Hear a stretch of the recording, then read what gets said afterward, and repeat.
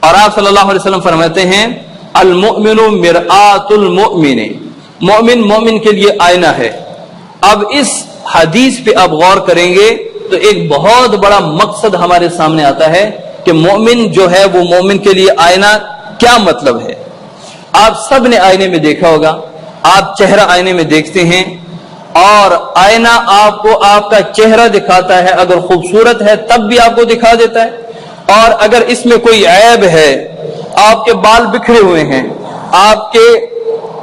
چہرے پہ کوئی میل کچیل ہے، کوئی داغ ہے، وہ بھی آپ کو دکھا دیتا ہے۔ لیکن کسی اور کو نہیں کہتا یہ شیشہ، یہ شیشہ چیختا نہیں ہے، پکارتا نہیں ہے کہ اس آدمی کے چہرے پہ گند ہے، یہ شیشہ کسی اور کو نہیں کہتا کہ اس آدمی کے چہرے پہ میل ہے، داغ ہے، بال بکھرے ہیں۔ جیسے ہی آپ شیشہ اپنے سامنے خاموشی سے آپ کو آپ کے عیوب بتا دیتا ہے۔ مومن کو مومن کا آئینہ اس لیے کہا ہے کہ مومن جب بھی مومن میں کوئی صفت دیکھے تو بتا دے، کہ جس طرح آئینہ آپ کو آپ کی خوبصورتی بھی دکھاتا ہے تو مومن دوسرے کو اس کی خوبصورت صفات کی تعریف کرے کہ آپ نے ماشاءاللہ بہت اچھا کام کیا۔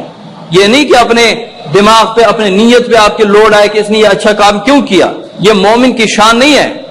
جب آپ نے اس میں اچھی صفت اور اچھا کام دیکھا تو آپ اسے بتا دیں کہ آپ نے ماشاءاللہ بہت اچھا کام کیا، اللہ تعالیٰ قبول کرے، آپ ماشاءاللہ یہ خوبی ہے۔ لیکن جس طرح شیشہ آپ کے عیب دکھاتا ہے خاموشی سے، جب آپ بھی کسی مومن کسی مسلمان میں کوئی عیب دیکھیں تو خاموشی سے بتا دیں اس کو کہ یہ عیب ہے، کل کو لوگ آپ پہ ہنسیں گے، کل کو لوگ آپ کو یہ نقصان پہنچائیں گے، یہ عیب اپنے سے دور کر دو۔ یہ نہیں کہ لوگ بیٹھے اور آپ کہیں کہ آپ نے وہ فلاں کام کیا ہے، آپ میں یہ عیب ہے، یا اس کو چھوڑ کر لوگوں کو بتا رہے ہیں کہ فلاں میں یہ عیب ہے، تو یہ غیبت میں آ جاتا ہے، یہ بہتان میں آ جاتا ہے۔ تو مومن کے لیے آپ شیشہ بنو، اس کے عیب بتاؤ لیکن خاموشی میں۔ مجھے اگر کوئی میرے عیب بتاتا ہے تو وہ میرا محسن ہے، اس نے مجھ پہ احسان کیا ہے۔ میرے زبان سے کوئی ایسا لفظ نکلتا ہے جو مجھے برا نہیں لگتا، لیکن لوگ ایک مہذب معاشرے میں وہ لفظ قابل تنقید ہے، وہ لفظ ایک عیب ہے، لیکن میری سمجھ سے بالا تر ہے، میں اس کو نہیں سمجھ پایا۔